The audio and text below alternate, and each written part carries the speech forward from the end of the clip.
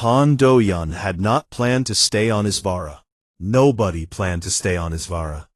It was a world of thick jungles, volcanic ridges, and creatures that could swallow a man whole without even noticing.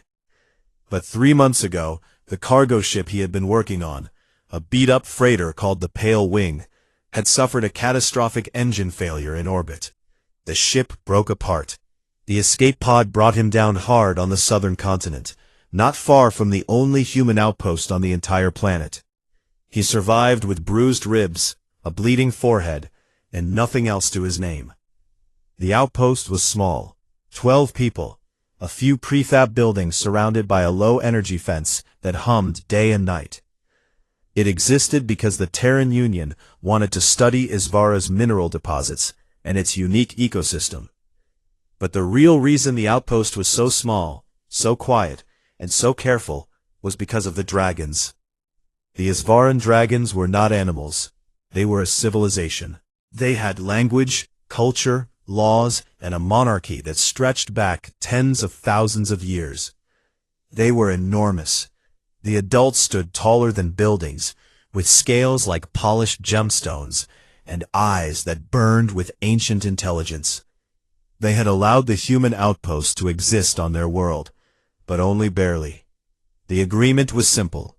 Humans stayed in their little corner, did not cross the boundary stones, and did not cause trouble. In return, the dragons ignored them. Do-hyun learned all of this in his first week. Yoon Soha, the outpost xenobiologist, had explained it to him over a cup of reheated coffee in the tiny mess hall. She was a calm woman with sharp eyes and a dry sense of humor, and she had been on Isvara longer than anyone else, almost 2 years. "They think we are insects," she told him, not unkindly. "Small, short-lived, and not worth the effort of stepping on. As long as we stay small and short-lived, they let us be." Do-hyun had nodded. He was not a diplomat or a scientist. He was a mechanic. He had spent 10 years fixing engines, rewiring circuits, and holding broken ships together with sealant and stubbornness. He had no business being on a frontier world full of dragons, but the replacement parts for a new transport would take at least a year to arrive, and there was no other way off the planet. So he stayed. He made himself useful. That was the only thing Do-hyun knew how to do when everything else fell apart. Find something broken and fix it. The outpost had plenty of broken things. The water filtration pump had been rattling for weeks. He took it apart, found the worn bearing, fabricated a replacement from scrap metal, and had it running smooth by afternoon. The solar relay on the east array had a cracked housing that caused it to short out every time it rained. He sealed it, rewired the connectors, and added a rain shield made from a piece of cargo hull. He patched it in an hour. The outpost crew liked him. He was quiet, he worked hard, and he never complained. Soha told him once that he was the most useful accident that had ever fallen out of the sky, and he had almost smiled at that. But Do-hyun was lonely in a way he did not talk about. He had no family back on Earth, no one waiting for him. He had spent most of his adult life on ships, moving from job to job, fixing things for people he would never see again. Isvara was just the latest in a long line of places where he did not belong. In the evenings, when the work was done, he liked to sit outside the outpost's west gate with his toolkit and tinker. The sunsets on Isvara were extraordinary. The sky turned deep orange, then purple, then a shade of blue so dark it was almost black, and the 3 moons rose one after another, like lanterns being lit. The air smelled of warm stone, and something sweet, like flowers he could not name. It was during one of these evenings, about 3 months after his crash, that everything changed. Do-hyun was sitting on an overturned crate, resoldering a connection on a handheld scanner, when he heard it, a sound from the tall grass beyond the perimeter. It was high-pitched and broken, a kind of keening that rose and fell, like a small creature in pain. He set down his tools and listened. The sound came again, closer now, and there was something in it that made his chest tighten. It was not just pain, it was grief. He stood up and walked to the edge of the fence. Soha had warned him 100 times not to go past the boundary, but the sound was right there, just beyond the grass line, and it was so small, so helpless, that his feet moved before his brain could stop them. He pushed through the tall grass and found her, no bigger than a large dog, with bright copper scales that caught the last light of the sunset, and enormous golden eyes that were wet and overflowing with tears. Isvaran dragons cried in colors. Her tears were iridescent, shimmering like tiny opals as they rolled down her snout and fell into the dirt. She was sitting on the ground, and in her tiny claws she held a broken thing. It was a sphere, about the size of Do-hyun's fist, made of some kind of crystal that had once been beautiful, but it was cracked. A deep fracture ran through its center, and the faint glow that had once lived inside it was flickering, dying. The baby dragon looked up at him. She made that sound again, that terrible, small, heartbroken sound, and held the sphere out toward him, as if to say, "Please." Do-hyun did not know what the sphere was. He did not know that this baby dragon was named Nari, or that she was the grandchild of the most powerful being on the planet. He did not know that the sphere held the recorded voice and warmth of her dead mother, and that it was the most precious thing she owned. He did not know that fixing it would change his life, or that eyes far older and sharper than his were already watching from the volcanic ridge above. He knew none of that. All he knew was that a small creature was crying and holding something broken, and he had a toolkit in his hands. So he knelt down in the dirt, gently took the sphere, and said softly, "Okay, let me see what I can do." Nari sniffled, blinked her golden eyes, and sat down beside him. The last light of the sun faded, the first moon rose, and in the grass beyond the boundary stones, a human began to work. The sphere was a puzzle unlike anything Do-hyun had ever seen. He turned it slowly in his hands, feeling the weight of it, the smoothness of the crystal, the way the crack ran through it like a river splitting the earth. Inside, something hummed, faint, dying, but still there. Whatever this thing was, it was not dead yet. He did not have the right tools for this. His kit was made for human machines, soldering irons, micro-drivers, circuit testers, wire strippers. This was alien technology, built by a species that had been shaping crystal and energy long before humans had learned to make fire. But Do-hyun had spent his whole life looking at broken things and finding the logic inside them. Every machine, no matter who built it, had a structure, a pattern, a reason. And if you could find the reason, you could find the fix. He held the sphere up to the moonlight and squinted. The crystal was not solid. It was layered, thousands of thin sheets stacked on top of each other like pages in a book, and each layer vibrated at a slightly different frequency. He could feel the vibrations in his fingertips, so faint they were almost imaginary. The crack had disrupted the alignment. The layers on one side of the fracture had shifted, like a deck of cards pushed sideways, and the energy that once flowed through them in harmony was now stuttering, breaking apart. Harmonic resonance. He knew this principle, not in crystal, but in engine coils. When the magnetic coils in a ship's drive lost alignment, the whole system would shudder and die. The fix was always the same. Realign the layers, restore the flow, seal the gap. He looked at Nari. The baby dragon was sitting right beside him, her copper scales pressed against his knee, her golden eyes fixed on the sphere with a desperate, trembling hope. She had stopped crying, but her breath still hitched every few seconds, and her tiny claws kneaded the dirt like a nervous cat. "This might take a while," Do-hyun said quietly, "but I am going to try." Nari made a small sound, not a word, but something that felt like understanding, and pressed closer. He began to work. The first hour was the hardest. He had to figure out how to touch the internal layers without making the crack worse. His microdriver was too large for the delicate lattice, so he pulled a thin wire from a spare circuit board and bent it into a probe. He used it to gently nudge the displaced layers back into position, one by one, working by feel and by the faint vibrations under his fingers. It was like tuning a musical instrument he had never played, in the dark, with his eyes closed.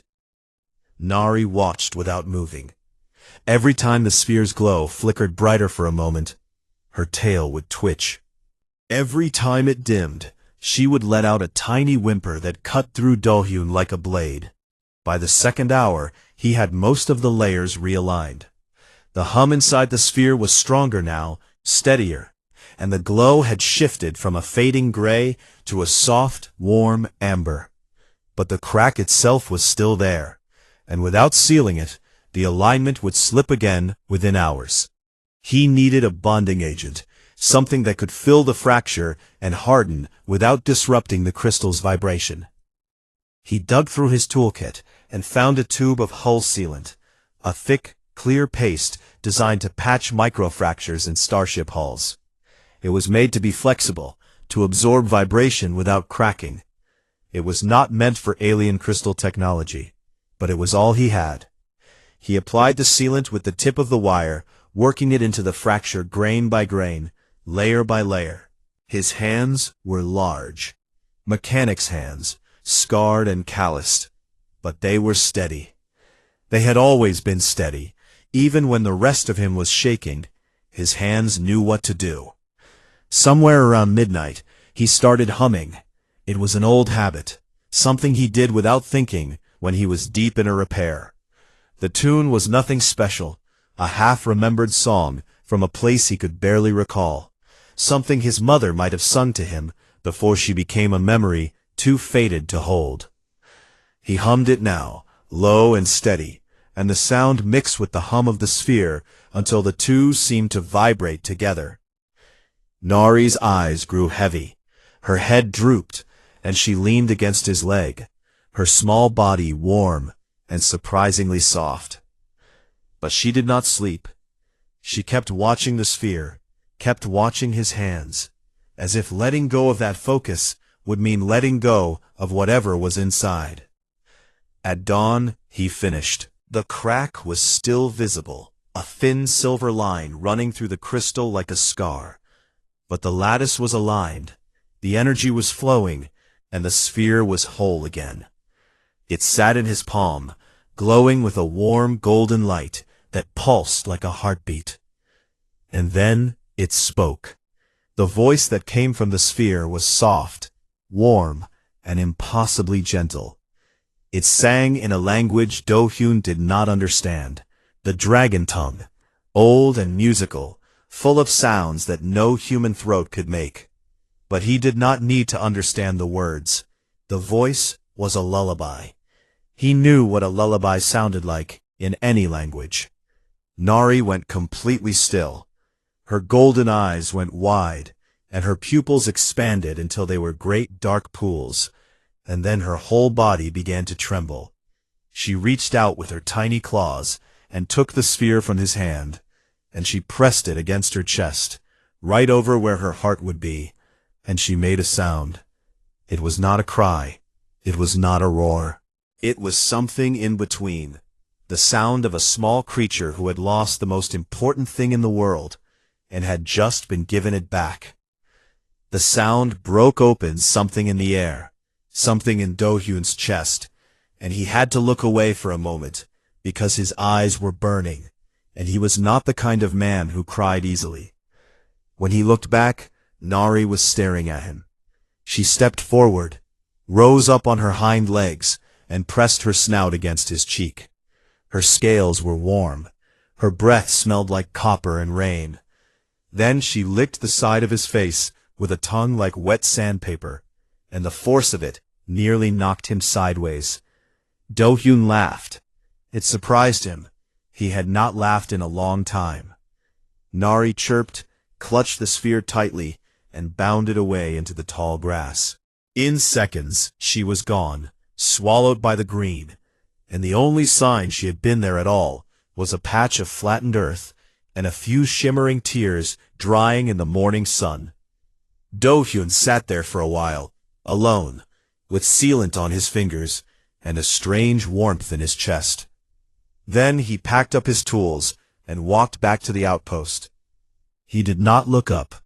If he had, he might have seen the shape on the volcanic ridge. A dragon far larger than Nari, with scales the color of dark iron and eyes like burning amber. Prince Taegun had been watching since moonrise. He had seen everything. The patience, the care, the humming, the way the human's hands had trembled with effort, but never with carelessness. Taegun spread his wings, and the sound was like a thunderclap. He rose into the sky and turned north, toward the capital, toward the throne cavern, where the queen was waiting for his report. He had been sent to find out if the human was a threat. He was no longer sure what to tell her. Nari came back the next day. Do-hyun was replacing a corroded bolt on the outpost's water tank when he heard the familiar rustling in the tall grass. He looked up, and there she was, copper scales gleaming in the morning light, golden eyes bright and eager, tail swishing behind her like an excited puppy. She bounded up to him, chirped twice, and dropped something at his feet. It was a scale stone, about the size of his palm, flat and smooth, with a deep chip along one edge. It was the kind of thing a dragon might wear on a chain, decorative, personal, maybe even sentimental. Nari looked up at him, then at the stone, then back at him, and chirped again. Do-hyun picked it up and smiled. "All right," he said. "Let me take a look." He fixed it. He smoothed the chip with a fine file, polished the surface with a cloth, and sealed the edge with a thin layer of resin. When he handed it back, Nari snatched it in her tiny claws, inspected it with an expression of deep seriousness, and then licked his hand. She came back the next day, too. This time she brought a tarnished claw ring, a thin band of dark metal that had lost its shine. The day after that, a cracked singing crystal that made a broken, buzzing sound instead of the clear tone it was supposed to produce. Each time, she would appear at the edge of the perimeter, trot up to Do-hyun, and deposit the broken thing at his feet with the total confidence of a child who had decided that this particular adult could fix anything. And each time, Do-hyun fixed it. He did not think much about what he was doing. Broken things were broken things. Nari was a child, not a human child, but a child all the same, with a child's simple faith and a child's raw need for someone to make the world right again. He could not refuse that. He was not built to refuse that. But Soha was worried. "You need to stop," she told him on the 5th day, catching him in the mess hall before dawn. Her face was tense, her voice low.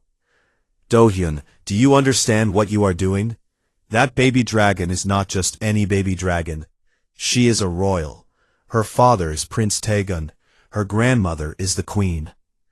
Do-hyun paused with his coffee halfway to his mouth. "How do you know that?" "Because I have been studying these creatures for 2 years, and the copper scales with gold patterning are the royal bloodline. There is no mistaking it." Soha sat down across from him and leaned forward.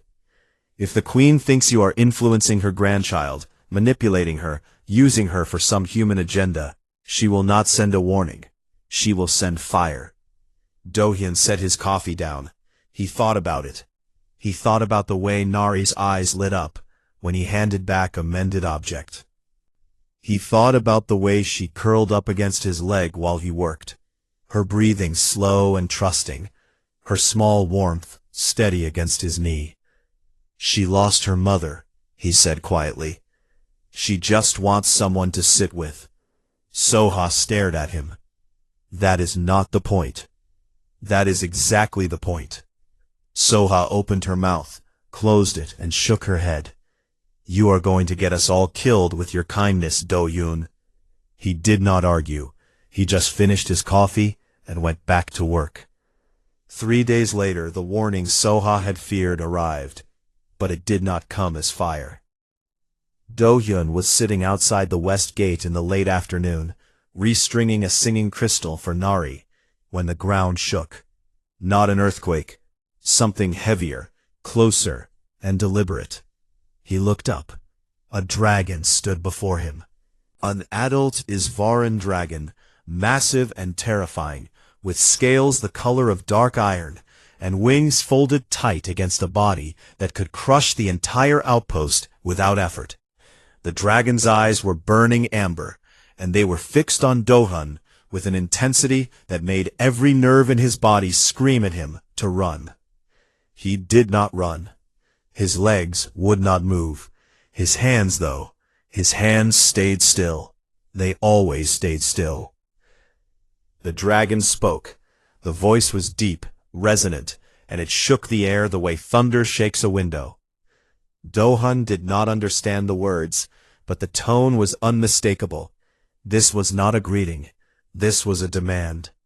Then the dragon switched to the common trade language, rough, accented, but clear enough. Human, what have you done to the child? Do-hyun swallowed. I fixed her things. You fixed her things. The dragon's lip curled back, showing teeth the length of Do-hyun's forearm. You touched artifacts of the royal house. You lured a princess of Isvara to your settlement. You. Do-hyun's voice was steady, though his heart was hammering so hard he could feel it in his temples. She came to me. She was crying. She had a broken sphere, and she held it out to me, and I fixed it. That is all. He reached behind him, slowly, carefully, and picked up the collection of mended objects he kept in a small box.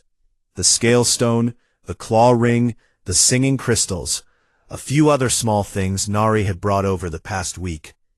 He held them out, his hands open, palms up. These are hers, he said. She brings them to me broken, and I fix them, and I give them back. I do not keep anything. I do not want anything.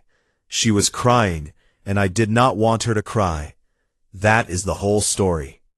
The dragon, Taegun, though Do-hyun did not know his name yet, stared at the objects in Do-hyun's hands. His amber eyes moved from the scale stone to the claw ring to the singing crystal, and then, slowly, to the memory sphere that Nari had left with Do-hyun that morning for a small adjustment. Taegun went very still. He reached down with one enormous claw, a claw that could have split Do-hyun in half, and gently, delicately, picked up the memory sphere. He held it close to his face. The sphere responded to his touch, glowing warmer, brighter, and the voice inside it began to sing. The lullaby filled the air between them. Do-hyun watched as something changed in the dragon's face. The rage drained out of it. The suspicion drained out of it. What was left was something raw and private. Something Do-hyun recognized because he had seen it in the mirror more times than he could count. The face of someone who had lost a person they loved and had just, for one moment, been allowed to hear them again. Taegun's great body shuddered. A sound came from deep in his throat. Not a growl, not a roar, but something low and broken and aching. Do-hyun said nothing. There was nothing to say. He just stood there, small and still, and let the lullaby play. After a long time, Taegun set the sphere back down, gently as if it were the most fragile thing in the world. He looked at Do-hyun. The burning amber eyes were different now, not softer exactly, but deeper. He studied the human as if seeing him for the first time. Then he turned, spread his wings, and launched into the sky without a word. The force of the takeoff knocked Do-hyun backward into the dirt, and by the time he sat up, the dragon was a dark shape against the clouds, growing smaller, heading north. Do-hyun sat in the dirt for a while, breathing hard, hands trembling for the first time in years. Then he picked up the memory sphere, put it back in the box, and went inside to find Soha. You were right, he told her. Her father came. Soha went pale. What happened? Do-hyun thought about it. I think, he said slowly, he heard his wife's voice, and I think that changed things. Changed things how? He shook his head.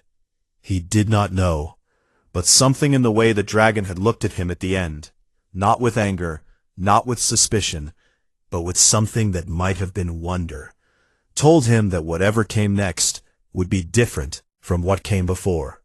Far to the north, in the throne cavern beneath the great volcano, Taegun landed before Queen Unyoung. She was immense, 5 times his size, her scales a deep emerald, so dark they were almost black, her eyes like twin suns. She had been waiting. The human, she said. It was not a question. He is sincere, Taegun said. The word sounded strange in his mouth, as if he had never expected to use it about a human. The queen's eyes narrowed. She had lived for thousands of years. She had watched empires rise and fall, species come and go, and she had learned that sincerity was the rarest and most dangerous thing in the universe. We will see, she said. The Terran Union diplomatic shuttle arrived on a Tuesday morning, cutting through Isvara's orange sky like a silver needle. It landed at the outpost with the kind of precision that said the pilot had done this before, and the woman who stepped out of it looked like she had done everything before. Kwon Jia was tall, sharp-eyed, and carried herself with the particular confidence of someone who had spent 15 years talking powerful beings into doing things they did not want to do. She wore a formal Terran diplomatic uniform, carried a datapad loaded with proposals, and smiled the kind of smile that never quite reached her eyes. I am here to open formal negotiations with the Isvaran sovereignty, she told Soha during the welcome briefing. The Union wants expanded settlement rights, mineral access, and a cultural exchange framework. We have prepared a very generous package. Soha nodded politely and said nothing. She had seen diplomats come and go. The dragons always said no. Jia spent 3 days preparing. She studied Isvaran customs, rehearsed greetings in the dragon tongue, and assembled a presentation that included trade projections, technology transfer proposals, and a detailed plan for mutual benefit. It was impressive work, thorough, professional, and completely useless. The queen refused to see her. A message came through the outpost's communication relay, a formal declaration in the old dragon script, translated roughly as, "The sovereignty does not negotiate with merchants. Return to your ship." Jia took it well, in that she did not throw anything. She sat in the mess hall, staring at her datapad, and said calmly, "I need another angle." She did not get one, not the way she expected. On the 4th day after Jia's arrival, a dragon appeared above the outpost at dawn. Not Taegun. This one was smaller, leaner, with silver-blue scales, and a voice like cracking ice. It circled the outpost twice, landed outside the perimeter, and spoke a single sentence in the trade language.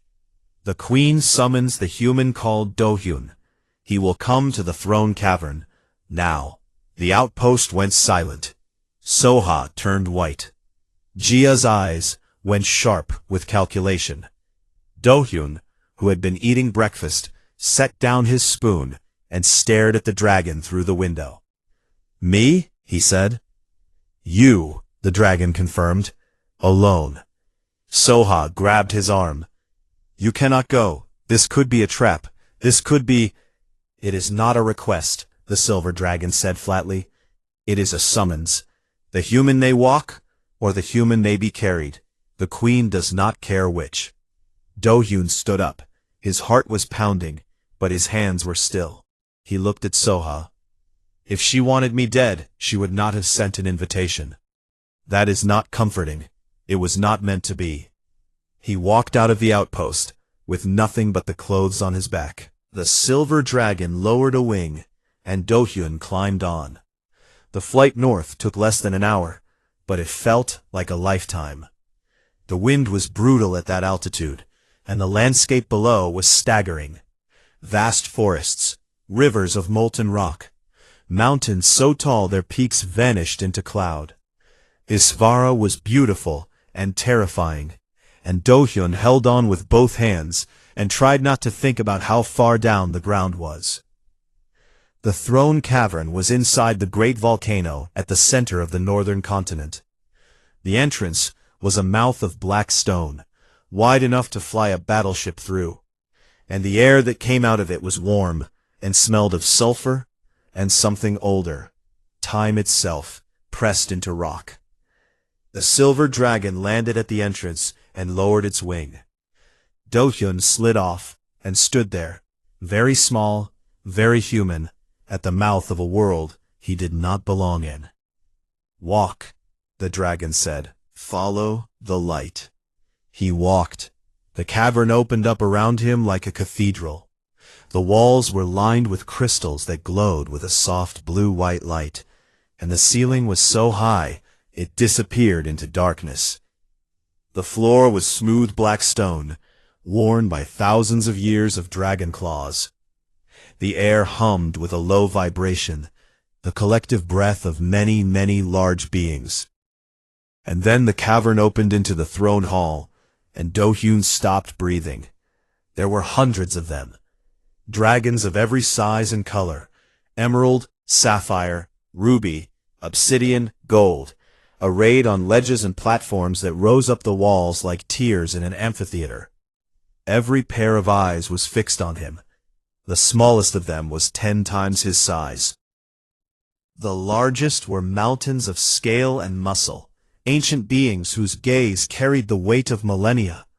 At the far end of the hall, on a throne carved from a single piece of volcanic crystal, sat Queen Eunyoung. She was the largest living thing Do-hyun had ever seen. Her scales were deep emerald, so dark they shimmered black in the crystal light, and her eyes were like twin suns, burning gold, impossibly old, impossibly sharp. A crown of natural crystal horns rose from her head, and when she breathed, the air in the entire hall moved. Do-hyun walked toward her. His footsteps echoed in the silence. He could feel every dragon in the room watching him, and the pressure of their attention was like walking through deep water. But he kept walking, because stopping was not an option, and because his legs, for once, were listening to something other than fear. He stopped at the base of the throne and looked up. The size difference was so vast, it was almost absurd. A man standing before a goddess of scale and fire. The queen spoke. Her voice filled the hall the way an ocean fills a bay, completely, without effort. "Human, you are the one who mended the child's sphere." It was not a question, but Do-hyun answered anyway. "Yes." "Why?" The word hung in the air. Every dragon in the hall seemed to lean forward. Do-hyun felt the weight of centuries of suspicion behind that single word, the weight of a species that had watched humans spread across the stars with their ambition and their hunger, and had learned to trust none of it. He thought about giving a clever answer, a diplomatic answer, an answer that would make him sound wise or noble or worthy of this moment. But he was not a diplomat. He was a mechanic, and the only truth he had was a simple one. Because it was broken, and she was sad, he said. "You do not need a reason to help someone who is hurting." Silence. The kind of silence that has texture, that you can feel against your skin. The queen's enormous eyes studied him. He could not read her expression. Dragon faces did not move the way human faces moved. But he felt something shift in the air, some vast intelligence weighing him on a scale he could not see. "And if you had known she was my blood," the queen said slowly, "would you have done the same?" Do-hyun paused. He thought about it honestly, because he sensed that dishonesty in this room would be detected and punished in ways he could not imagine. "I did not know," he said, "but it would not have mattered. A crying kid is a crying kid." A murmur rolled through the hall, a low rumbling sound like distant thunder. Hundreds of dragons reacting at once. Do-hyun could not tell if it was approval or anger or something else entirely. And then there was a sound from behind Taegun's massive foreleg. A high-pitched chirp, followed by the scrambling of small claws on stone. Nari burst out from behind her father, her copper scales flashing, and ran straight across the open floor of the throne hall toward Do-hyun. She moved so fast, she skidded on the smooth stone and crashed into his legs, nearly taking him down. Then she climbed him like a tree, claws hooking into his jacket, tail wrapping around his arm, until she was perched on his shoulder, pressed against his neck, chirping into his ear with the pure, unfiltered joy of a child who had found her favorite person in the world. The throne hall went dead silent. Do-hyun stood there, a small human man with a baby dragon on his shoulder, in front of the most powerful being on the planet, in a room full of creatures that could destroy him with a thought. Nari rubbed her snout against his cheek. He reached up, without thinking, and gently scratched behind her ear. The queen stared at them for a very long time. Then she spoke, and her voice was different, not softer, but something had changed in its depth, like a river that had shifted course. A species that mends what is broken for no reason other than compassion, she said, is not one I will cast out. She turned her gaze to the silver dragon who had brought Do-hyun. Send word to the human diplomat. Tell her she may present her proposals. Negotiations will begin. She paused, and her eyes returned to Do-hyun. But they will be guided by the standard this man has set, not by politics, not by trade, by the willingness to kneel in the dirt and fix a child's broken toy. Nari chirped again, as if in agreement, and Do-hyun held her gently, and said nothing because for once in his life, nothing needed to be said. 6 months later, the outpost had changed. Not dramatically. It was still small, still humble, still a cluster of prefab buildings on the edge of a vast and ancient world. But the energy fence was gone. The boundary stones had been moved, not removed, but widened, pushed outward to include a new structure that had not existed before. A workshop, built from volcanic stone and crystal, standing at the place where the human settlement met the Dragonlands. The workshop was Do-hyun's.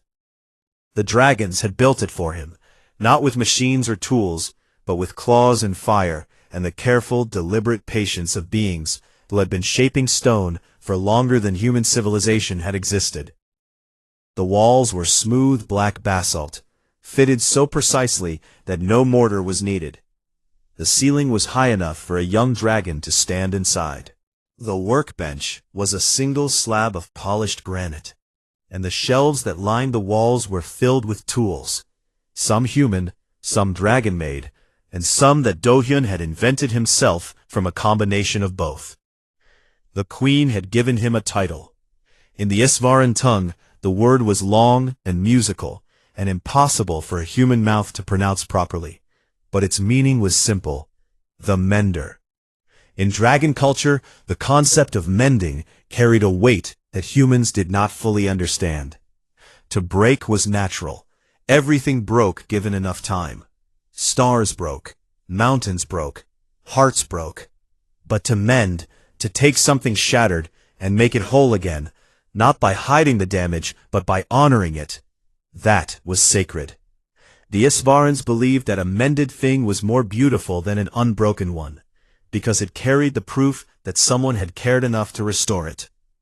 Do-hyun did not fully understand the honor. He just knew that dragons kept bringing him things to fix, and he kept fixing them. They came every day, young dragons with cracked singing crystals and chipped scale stones. Older dragons with tarnished ceremonial rings and faded memory spheres. Sometimes the objects were truly broken, and he would spend hours or days working on them, studying the alien materials, learning their properties, inventing new techniques. Sometimes the objects were barely damaged at all, a small scratch, a loose fitting, and Do-hyun suspected the dragons were bringing them just to watch him work, just to sit in his workshop and be near someone whose hands moved with care. He did not mind. He had spent most of his life alone, and the quiet company of beings who did not expect him to be anything other than what he was, a man who fixed things, was more comforting than he could have explained. Quan Jia's negotiations were progressing, slowly, carefully, with the kind of patience that diplomacy required and that Jia was learning to practice in a new way. The Queen had agreed to expanded settlement rights for a small number of humans, researchers, engineers, cultural observers, but the terms were strict. No mining without dragon approval, no expansion beyond agreed boundaries, no weapons of any kind on Isvaran soil. And every human who came to Isvara would spend their first month in the workshop, working alongside Dohyun, learning what the dragons valued before they were allowed to interact with the broader Isvaran society. It was, Jia admitted privately to Soha, the strangest diplomatic framework she had ever been part of. But it was working. The dragons were not trusting humanity. They were trusting Dohyun, and through him, they were willing to give the rest of his species a chance. She had been granted access to parts of Isvara that no human had ever seen. Deep cavern systems where ancient crystals grew in patterns that defied human physics. High mountain nesting grounds where dragon eggs were kept warm by volcanic vents. Libraries carved into cliff faces that held the recorded history of a civilization older than the pyramids. She spent her days taking notes, making recordings, and trying not to weep with the sheer wonder of it all. She told Dohyun once that he had done more for xenobiology in one act of kindness than 100 research grants could have accomplished. Dohyun had shrugged. "I just fixed a toy," he said. Soha had laughed and called him the most frustrating man alive. Taegun visited the workshop often. The prince did not bring broken things. He came in the evenings, when the light was low and the cavern crystals glowed their softest, and he would settle his enormous body on the stone floor outside the workshop, fold his wings, and simply be there. Sometimes he and Dohyun talked, haltingly, in a mix of the trade language and gestures, and long silences that said more than words. Sometimes Taegun would bring the memory sphere and play it, and the lullaby would fill the air between them, and neither of them would speak at all. Dohyun understood what those visits were. Taegun was not there for repair. He was there for company. He was there because grief was a heavy thing to carry alone, and because sitting next to someone who understood loss, even a small, fragile, impossibly short-lived human, made the weight a little easier to bear. Dohyun never said this out loud. He just sat beside the dragon, and listened to the lullaby, and let the silence do what silence was meant to do. Nari had grown. In 6 months, she had nearly doubled in size. She was now as big as a small horse, and her copper scales had deepened to a rich bronze with threads of gold running through them. She was still a child, still playful and loud and full of energy, but there was a new steadiness in her, a new confidence that had not been there before. She still visited Dohyun every morning, still nudged his elbow with her snout while he worked. But now, she also watched him work with a focused attention, her golden eyes following his hands, and sometimes she would try to help, holding a piece steady with her claws, or breathing a precise thread of warm air onto a sealant to help it cure. "You are going to be a mender too," Dohyun told her one morning, watching her carefully align a cracked crystal shard. Nari chirped and looked at him as if this were the most obvious thing in the world. On a warm evening, 6 months and 3 days after Dohyun had first knelt in the dirt outside the outpost and taken a broken sphere from a crying baby dragon, he was in his workshop polishing an ancient artifact, a ceremonial crown fragment that a very old dragon had brought him with trembling claws and quiet eyes. The work was delicate. The fragment was thousands of years old, and the crystal it was made from had become brittle with age. He worked slowly, carefully, with the focused patience that had become as natural to him as breathing. Nari was asleep in his lap. She was almost too big for this now, her bronze body draped awkwardly across his legs, her tail hanging off one side, her head resting on his arm. But she still fit, just barely, and Do-hyun was not going to be the one to tell her she had grown too large. Some things you did not say to a child, no matter what species they were. He hummed while he worked, the same old tune, the one he could never quite remember the words to. High above, on the upper ledge of the throne cavern, Queen Eunyoung watched. She had been watching for some time, not because she was suspicious, not because she was testing him, but because the sight of the small human working with such gentle care, with her grandchild sleeping peacefully in his arms, gave her something she had not felt in a very long time. She was not sure she had a word for it. It was not trust, exactly, though trust was part of it. It was not affection, though that was part of it too. It was something closer to recognition, the sense that she was looking at a quality she had believed existed only in theory, a kindness so natural and unperformed that it did not even know it was extraordinary. One of her court advisors, an ancient dragon with silver scales and clouded eyes, settled beside her on the ledge, and followed her gaze down to the workshop. "You trust the human," the advisor said. It was not quite a question. The queen was quiet for a long time. Below, Do-hyun finished polishing the fragment, held it up to the light, and nodded to himself. Nari stirred in his lap, chirped softly, and settled again. "He did not mend the sphere to impress us," the queen said finally. "He did not even know we were watching." She turned her great head to look at the advisor, and her ancient eyes held a light that was almost warm. "That is how you know what a creature truly is," she said, "by what it does when it believes no one is looking." Below, Do-hyun set down the crown fragment, gently shifted Nari to a more comfortable position, and leaned back against the wall of his workshop. The crystal lights hummed softly around him. The air was warm.